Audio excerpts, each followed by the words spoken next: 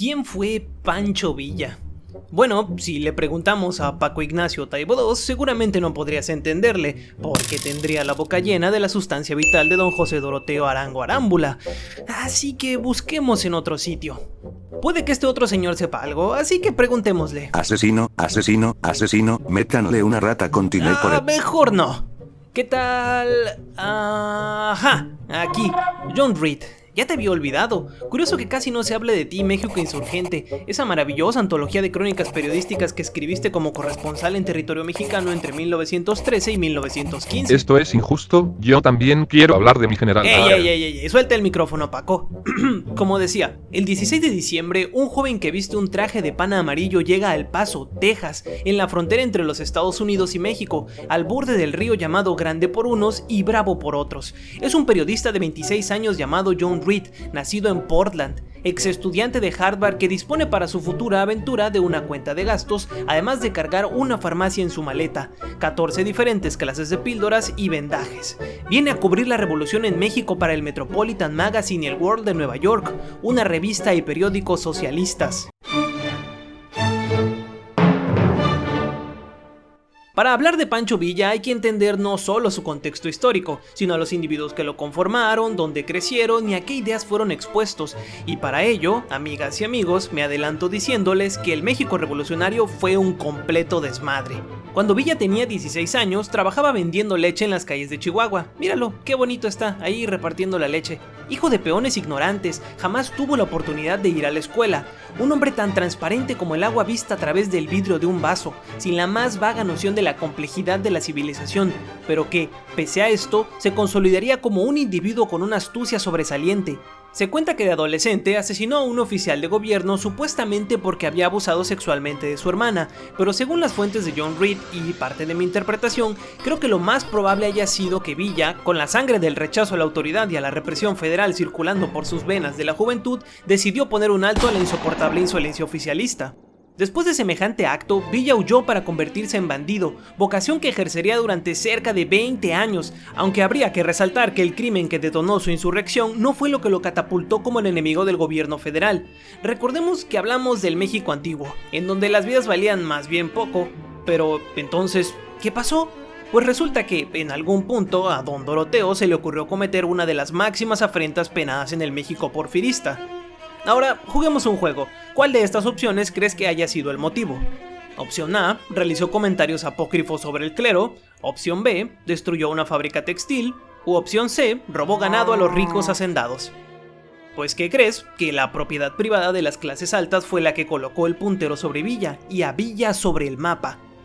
Hombre robusto, descuidado de su apariencia física, de actuar tosco y sumamente ingenuo, era un convencido absoluto de los ideales y la lucha maderista, y aun cuando Huerta lo acusó de insubordinación por desatender un telegrama que él mismo aseguró jamás recibir, siendo mandado a encarcelar por el propio Madero, preparando su fusilamiento, siempre se mantuvo fijo en su posición a este chaparrito. Hablaba un español primitivo, el de la gente pobre, aquellos a los que llamaban pelados, un analfabeto que se convirtió en general de la División del Norte y que además no perdió el tiempo porque aprendió a leer y a escribir ya de adulto, en medio de la guerra, de forma rudimentaria y en poco más de 9 meses, todo por su cuenta. De sus principales intereses destaca John Reed el porqué de las cosas. En un país y época donde el 74% de la población era analfabeta, dice John Reed lo siguiente: es interesante verlo leer, o más bien oírlo leer, pues tiene que pronunciar las palabras en voz alta, como un niño. Villa puede ser descrito rápidamente como un niñote armado con mucho carisma, pero no era solamente eso, también era muy listo en combate, un buen estratega, naturalmente no tanto como Álvaro Obregón, pero sí llevó a cabo varias hazañas y cada una con sus respectivos méritos humanitarios, cosa destacable si me lo permiten decir. En 1913 reclutó efectivos en las montañas cerca de San Andrés y su popularidad creció tan rápido como brota la espuma de una lata, tanto que en un mes ya comandaba un ejército de ni más ni menos que 3,000 hombres, todos leales y dispuestos a entregar la vida por una causa que arrastraba la esperanza de millones de mexicanos. O al menos eso dicen algunos. 2 meses después del reclutamiento ya había expulsado guarniciones federales de Chihuahua, obligándolos a refugiarse en la capital del estado. En 6 meses había tomado Torreón, en 7 y medio ocupó Juárez, hizo que el ejército federal evacuara Chihuahua y aquí, señoras y señores, casi todo el norte de México estaba liberado. Villa era implacable y misericorde con sus enemigos, a veces cruel como el verdugo que acciona la guillotina sin voltear el rostro, y para ello una anécdota sobre su confrontación con los orozquistas. Durante 1912, cuando Pascual Orozco se rebeló a las fuerzas liberales maderistas, se formó un ejército de bandidos que se hacían llamar los Colorados, y el nombre no venía solo porque su bandera era roja, sino porque tenían las manos teñidas de sangre por tantas matanzas. ¿Recuerdas a los rurales? Esa policía que primero disparaba y luego preguntaba, pues estos cabrones no tenían nada que envidiarles en virtud de brutalidad. Cuenta John Reed, los Colorados arrasaron el norte de México, quemando, saqueando y robando a los pobres. En Chihuahua le cortaron las plantas de los pies a un pobre diablo y lo obligaron a caminar 1 kilómetro por el desierto antes de que se muriera. Yo mismo vi una ciudad de 4,000 almas reducida a tan solo 5, después de una visita de los Colorados. Cuando Villa tomó Torreón, no hubo misericordia para ellos, siempre se les mata. A ver, pero detengámonos un momento y recordemos que tuvimos algo llamado independencia y guerra de reforma, la primera declarada en 1810 y consumada en 1821, y la segunda entre 1858 y 1861, en donde un montón de individuos retomaron los pensamientos liberales discutidos 30 y 70 años atrás de algo llamado Revolución Francesa, en la que no solamente se luchó por la abolición de la monarquía y el feudalismo, sino por un cambio en el paradigma humano. El hombre, como especie, no me cancelen, renegó de la condición divina propia del linaje de los reyes, familias reales, lo que sea que eso signifique, cuya ascendencia provenía de los designios de Dios, y por lo tanto imposibles de rastrear en sus orígenes por evidentes razones, ya que, bueno, spoilers, Dios no existe y si lo hiciera nadie sabría dónde está, ni mucho menos por qué eligió estos güeyes como los portavoces y líderes de un territorio geográfico deliberadamente determinado para fines políticos, comerciales y bélico-expansionistas. El punto es que durante los primeros años de la revolución, antes de que Robespierre se volviera loco y Francia entregara al mundo uno de los episodios más oscuros e inexplicables en la historia de la humanidad, en donde este juguetito se convirtió en juez y parte, ley y castigo irrevocable contra cualquiera que pareciera o fuera señalado de oponerse a los ideales de la revolución. Antes de todo esto, la humanidad dio cuna a grandes críticos del sistema que los oprimía con legitimidad incuestionable. Personas como el Marqués de Lafayette, Jacques-Pierre Brissot, Quédate tú, Olympia de Gauche o Jean-Paul Marat, todos ellos productos de sus circunstancias, y qué circunstancias más horribles. Mientras este cabrón decía "Laissez-moi" y esta otra señora "si tienen hambre que coman pasteles", el pueblo, agonizante, muriéndose de hambre y enfermedad, se encabronó. Muchedumbres enardecidas con un desprecio tan absoluto como la monarquía que con indiferencia les ponía la bota sobre el cuello, poco a poco se fueron cocinando ingredientes como un odio reprimido y años de deshumanización de las clases altas que se regodeaban en su posición de superioridad, concluyendo en una fuerza irrefrenable que apuntaba hacia el desastre.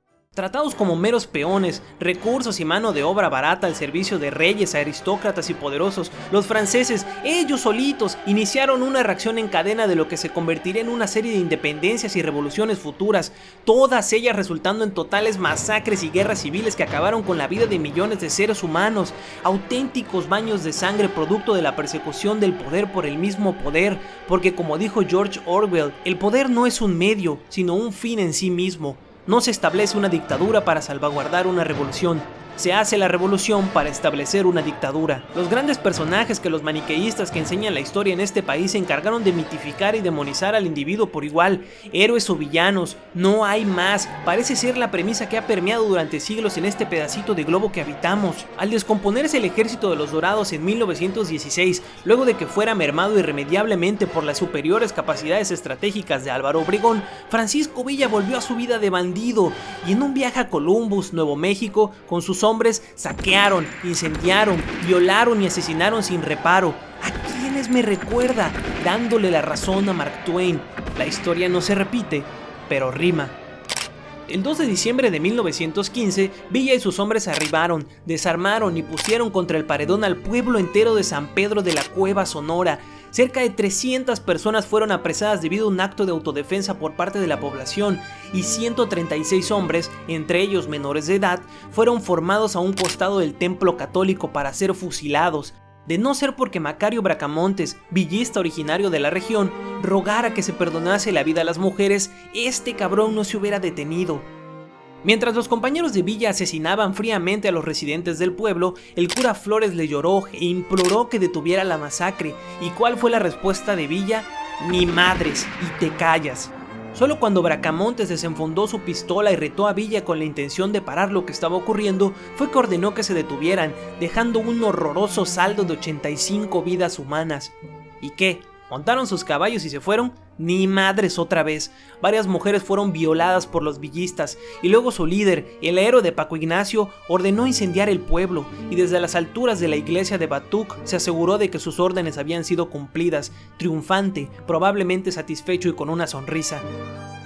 Y miren, uno no puede sin observar con horror cómo durante más de 10 años nuestros mayores esfuerzos fueron destinados a matarnos los unos a los otros, con una guerra de caudillos y hambrientos de poder en donde la mayoría no perseguía las causas por las libertades individuales, derechos, la redistribución de las tierras y riquezas, nada de eso, buscaban el poder.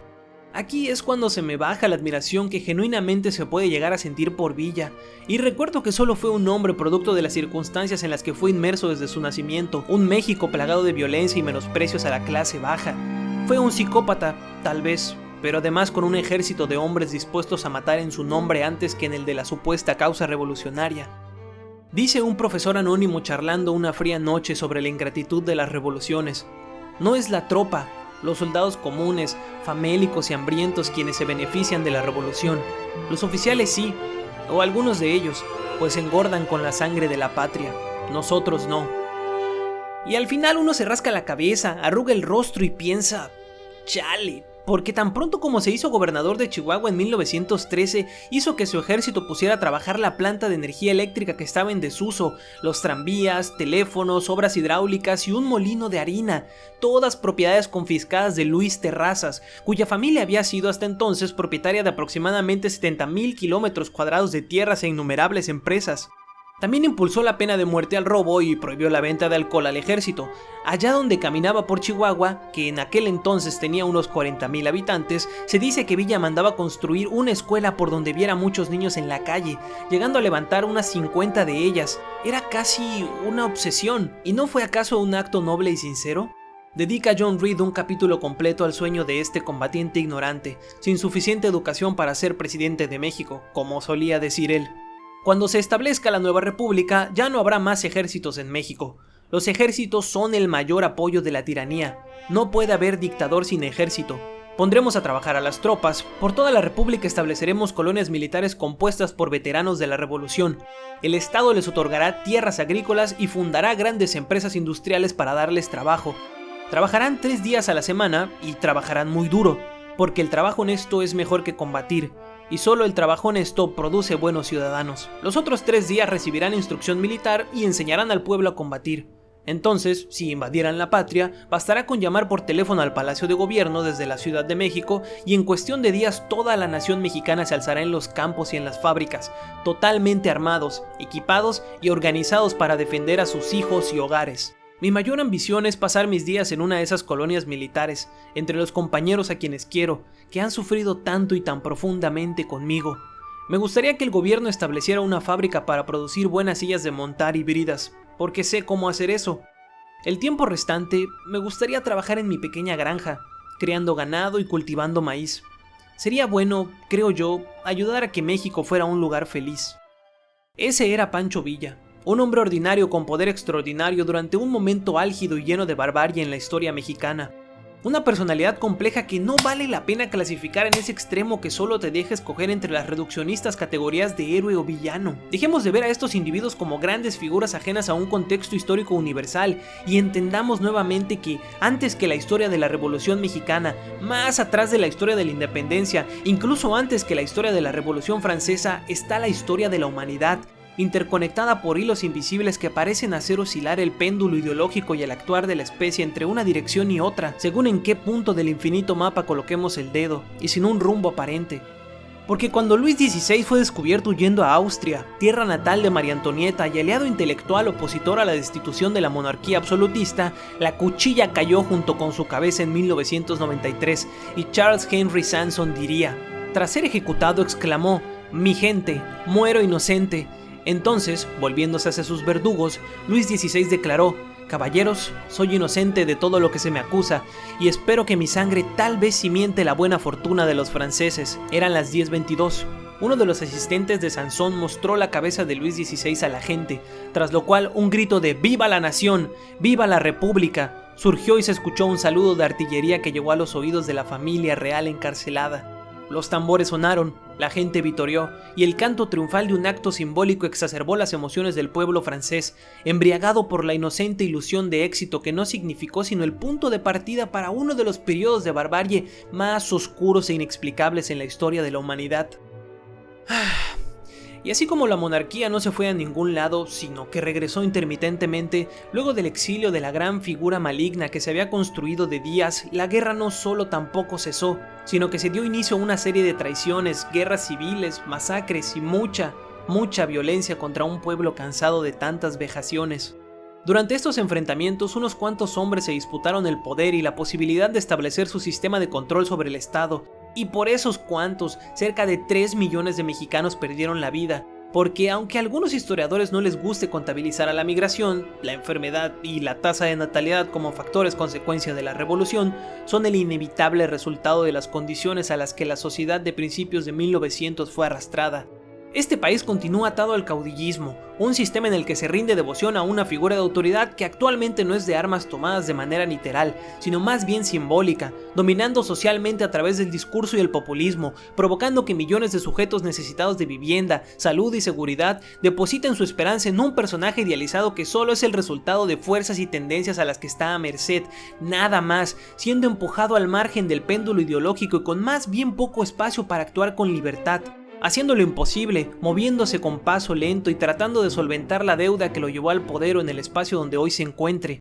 Y mientras no retiremos a los grandes personajes de su ilusorio papel como salvadores, que muchas veces ellos mismos se repiten tanto al grado de creérselo, jamás podremos ver con claridad las condiciones y soluciones a problemas infinitamente más complejos que el rango de posibilidades de un solo hombre, que en ocasiones, sin saber, se encuentra al margen de fuerzas y tendencias que estiran y aflojan con independencia a costa de él. Y seguiremos, amigas y amigos, me lamento, a través del olvido y la indiferencia, haciendo rimar nuestra historia una vez más.